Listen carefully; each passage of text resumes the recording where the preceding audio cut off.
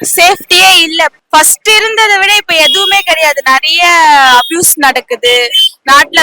பெண்ணுக்கு பாதுகாப்பே இல்ல. இப்ப வர ஆட்சியாவது சேஃப்டி மஸ்டா இருக்கணும்னு நினைக்கிறேன். அதுவும் எங்க ஏரியா சைட்லாம் சுத்தமா 9 o'clock மேலே எங்களை வீட்டை விட்டு வெளியே அனுப்ப மாட்டாங்க. ஏன்னா சேஃப்டி இல்ல. இப்போதைக்கு பெண்களுக்கு சேஃப்டி இல்லன்றதுனால அனுப்புறது இல்ல. அதை முடிஞ்ச அளவுக்கு கம்மி பண்ணணும். டாஸ்மாக் இல்லாத ஊரா உருவாக்கணும். நிறைய இந்த உலகத்துல யாரும் அவ்வளவு பணக்கார கிடையாது. எல்லாருமே ஏழைங்க தான்.